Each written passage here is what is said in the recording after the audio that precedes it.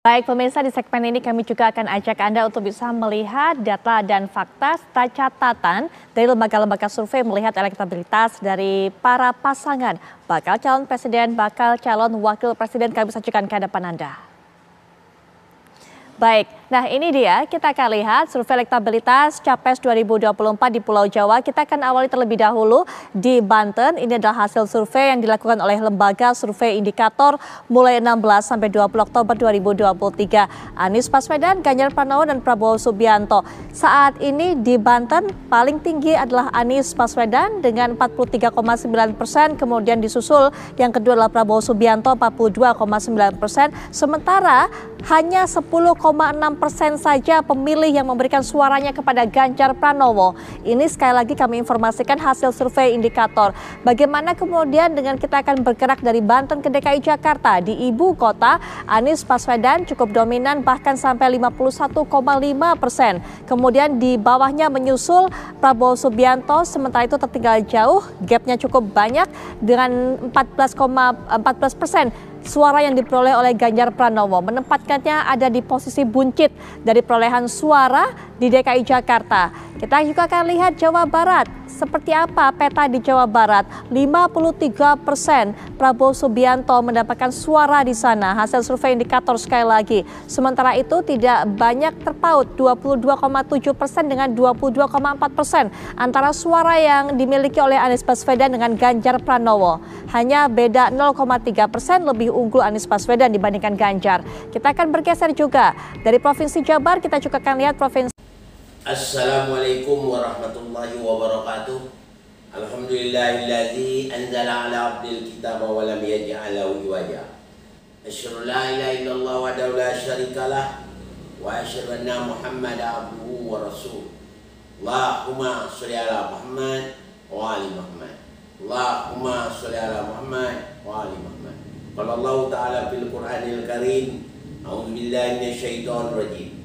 Bismillahirrahmanirrahim. Inna ad-dina indallahil Islam wa man yabtaghi ghairal Islam ad-dinan fala yuqbala minhu wa huwa fil akhirati minal khasirin. Sadaqallahu azim.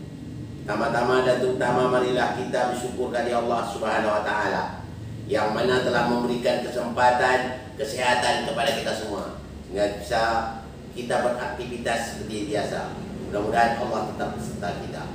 Pada malam yang berikut ini telah datang suatu pertanyaan yang dari Bapak Idwan. Ustaz, kami dulu pernah juga belajar tafsir yang mengatakan ditulis di dalam Zabur, sesudah kami tulis di dalam Lauhul Mahfuz bahwa bumi ini dipusakai hamba-hambaku yang soleh. Oleh sebab itu, berdasarkan ini saya mau bertanya dengan Ustaz. Menurut ramalan Ustaz, siapa sih yang unggul Capres tahun 2024? Tolong Ustaz jelaskan. Pak Anies, Pak Ganjar, atau Pak Prabowo menurut ramalan Ustaz. Assalamualaikum warahmatullahi wabarakatuh. Waalaikumsalam warahmatullahi wabarakatuh. Baiklah, Pak Idwan, saya akan jawabnya. Siapa yang unggul katanya? Sebenarnya saya ini bukanlah seorang pengamat politik, bukan. Yang kedua, saya juga bukan suatu peramal, bikin ramalan sana, tidak. Kenapa? Saya takut menurui Allah dan Rasulnya. Saya tidak mau meramal-ramal itu. Kenapa? Itu tidak ada wewenang bagi saya diberikan oleh Allah. Itu masalah yang lain, belum terjadi. Pemilihan juga belum terjadi. Entah bagaimana keadaan kita, situasi kita akan datang, kita juga tak tahu. Sedangkan hantu hari esok saja belum tahu, kita tahu. Oleh sebab itu saya tidak akan mau meramal, takut saya ini menurui Allah dan Rasulnya. Tapi yang sampaikan tadi, yang antum sampaikan tadi, apa katanya? Ditulis di dalam Zabur, sesudah kami tulis dalam Lauhul Mahfuz bahwa bumi ini akan dipusakai hamba-hambaku yang soleh.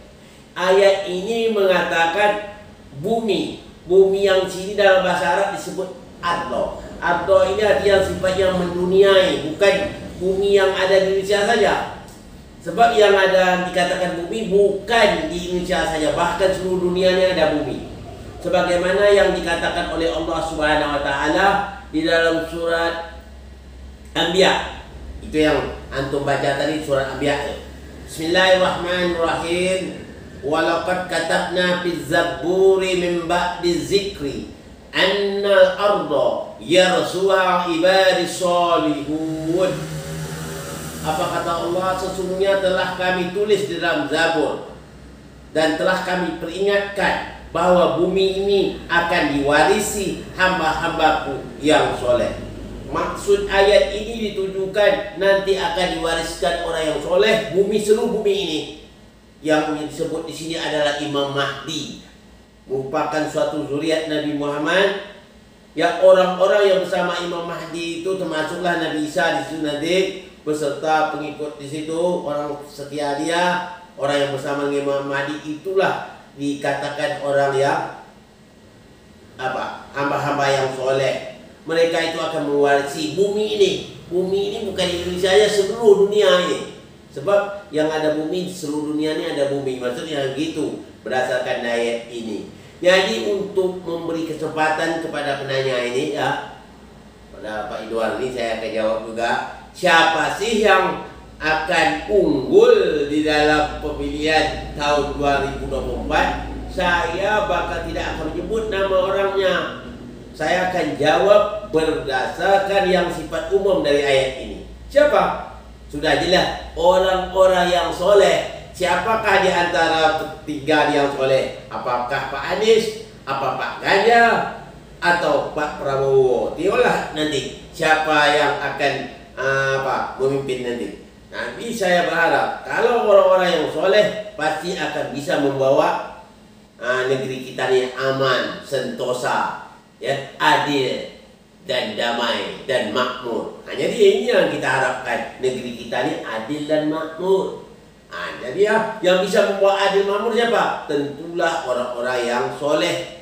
Kalau orang yang salah tak bisa membawa kemakmur. Sedang dia, saya tak mampu dia untuk memimpinnya, apalagi untuk memimpin orang berjuta-juta umat bangsa kita di Indonesia ini. Tentulah orang yang soleh, orang yang pintar juga ya. Kita haraplah siapa di antara ketiga ini, itulah Allah saja yang mengetahuinya. Saya tidak akan meramas ya. Saya takut menuli Allah dan Rasulnya. InsyaAllah siapa yang soleh di antara bertiga itu nanti ialah akan jadi Presiden Republik Indonesia. Mari kita sama-sama berdoa. Semoga negeri kita ini aman dan damai dan dijauhi Allah segala malapetaka. Ini saja yang dapat saya jawabkan pertanyaan ini buat Pak Idwar. Mudah-mudahan kalau merasa kurang jelas boleh tanya lewat email saya atau lewat WhatsApp saya. Silakan ya. InsyaAllah semua pertanyaan antum akan saya jawab sesuai yang pernah saya janjikan. Salluni qabla an tafkiduni. Tanyalah aku sebelum anda kehilangan aku. Ini sajalah yang dapat saya sampaikan pada kesempatan ini. Mohon maaf dari segala kekurangan. Wabillahi taufiq wal hidayah. Assalamualaikum warahmatullahi wabarakatuh.